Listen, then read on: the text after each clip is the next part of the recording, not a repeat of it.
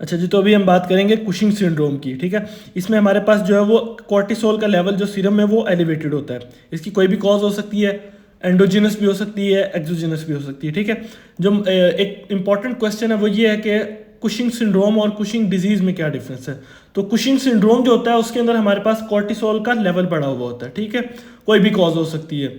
जो हमारे पास Cushing disease आती है उसमें हमारे पास जो ACTH का लेवल है वो बड़ा होता है, उसकी वजह से हमारे पास कोर्टिसोल बड़ा होता है, ठीक है। इसमें जो हमारे पास एंडोजिनस कॉजेज आती हैं उसमें हमारे पास एक्सेस एड्रिनल सेक्रेशन होगी कोर्टिसोल की, जिसमें हमारे पास बायलेटरल एड्रिनल हाइपरप्लेजिया आ सकता है, एड्रिनल एडिनोमा आ सकता है और एड्रिनल कैंसर्स आ सकते हैं, ठीक है। और एक्टोपिक जो ACTH की प्रोडक्शन है उसमें हमारे पास 3 इंपॉर्टेंट कैंसर्स आते हैं, मेडलरी कार्सिनोमा और उसके अलावा मेडलरी थायराइड कैंसर, ठीक है। उसके अलावा हमारे पास कार्सिनोइड ट्यूमर और स्मॉल सेल लंग कैंसर, ठीक है। इसकी जो पेशेंट जो हमारे पास प्रेजेंट करेगा वो कैसे करेगा, उसमें एक तो इमोशनल डिस्टर्बेंस होगी, ठीक है। उसके अलावा MRI करवाएंगे तो उसके अंदर एनलार्ज सेलर टर्शिका हो सकता है, मून शेप फेस होगा उसका, ठीक है। उसके अलावा बफलो हम्प होगा, ऐसे कुब निकला हुआ था जो, ओस्टियोपोरोसिस होगी। उसके अलावा पेशेंट को जो है वो हाइपरटेंशन होगी, ओबेसिटी होगी, एड्रिनल ट्यूमर होगा, कोई अल्ट्रासाउंड वगैरह या MRI करवाएंगे उसमें थिन रिंकल्ड स्किन होगी, ठीक है, बड़ी पेपरी टाइप स्किन होती है उनकी ना। उसके अलावा एब्डोमिनल स्टायाज होंगे, एमेनोरिया होगा, फीमेल है तो, उसके अलावा मेल है तो उसके अंदर इरेक्टाइल डिसफंक्शन होगा, मसल वीकनेस होगी, परपरा होगा और उसके अलावा स्किन अल्सर्स होंगे, ठीक है। और पुअर वाउंड हीलिंग होगी क्योंकि जो स्टीरॉइड्स पड़े हुए हैं वो और वो करवाएंगे हाइपरग्लाइसीमिया, उसकी वजह से वाउंड हीलिंग उसकी स्लो हो जाती है।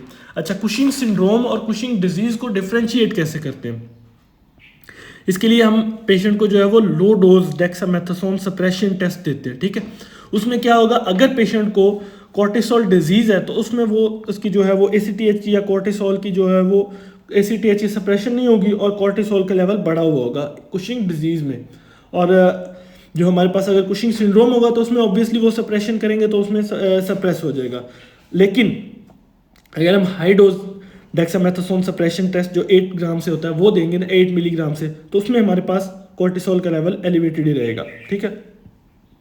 अच्छा, इसमें आगे हमारे पास आ जाता है कि हमने इसको कैसे लेके चलना है। अगर कोई भी हम पेशेंट सस्पेक्ट कर रहे हैं कि इसको कुशिंग सिंड्रोम है तो उसमें हम सबसे पहले फर्स्ट लाइन पे जो है वो एक तो 24 और यूरिनरी फ्री कोर्टिसोल लेवल करवा सकते हैं, या फिर उसके अलावा हम low dose dexamethasone suppression test overnight करवाते हैं, ठीक है। अगर तो सप्रेशन हो जाती है इसका मतलब पेशेंट को कुशिंग सिंड्रोम नहीं है। अगर नहीं होती तो इसमें हमारे पास फिर उसके बाद हम जो है वो सोच सकते हैं कि इसको कुशिंग सिंड्रोम है, ठीक है। उसके लिए फिर हम क्या करेंगे, ACTH का लेवल मेजर करेंगे। अगर ACTH का लेवल जो है वो हमारे पास कम होता है या सप्रेस होता है उसके साथ डेक्सामेथासोन सप्रेशन टेस्ट से, तो इसका मतलब हमारे पास एड्रिनल ट्यूमर है, ठीक है। और उसके लिए फिर हम आगे CT स्कैन या MRI करवाएंगे। अगर उसका जो है वो नहीं सप्रेस होता तो इसका मतलब ACTH डिपेंडेंट कुशिंग सिंड्रोम है, ठीक है। उसके लिए फिर हम MRI करवाएंगे। अगर उसमें हमारे पास डेफिनेटिव एडिनोमा आ जाता है, ग्रेटर देन 6 mm उसका साइज आता है, ठीक है, तो इसका मतलब ये क्या है, कुशिंग डिजीज़ है, ठीक है। और अगर उसके अंदर एडिनोमा नहीं आता फिर हम उसके अंदर पेट्रोजल साइनस सैम्पलिंग करवाते हैं विद CRH, ठीक है। तो उसमें हमारे पास अगर प्रेजेंस आ जाती है सेंट्रल पेरिफेरल ACTH ग्रेडियंट्स की तो वो कुशिंग डिजीज़ होगी, और अगर नहीं आती तो इसका मतलब एक्टोपिक कोई सोर्स है ACTH की डिपेंडेंस का, ठीक है। जो हम इसमें मैनेजमेंट में आएंगे तो अगर एक्सोजिनस कॉज है उसकी कुशिंग सिंड्रोम की तो उसको हम जो है वो स्लोली टेपर ऑफ करते हैं, ठीक है, और स्टॉप करेंगे स्टीरॉइड्स को। और अगर एंडोजिनस है तो फिर हम उसको जो है वो सर्जिकल रिसेक्शन करेंगे, जो भी हमारे पास पिट्यूटरी है, एड्रिनल है या कोई एक्टोपिक है तो उसके अलावा, और साथ में उसको जो है वो परमानेंट हार्मोन रिप्लेसमेंट थेरेपी पे डाल देंगे।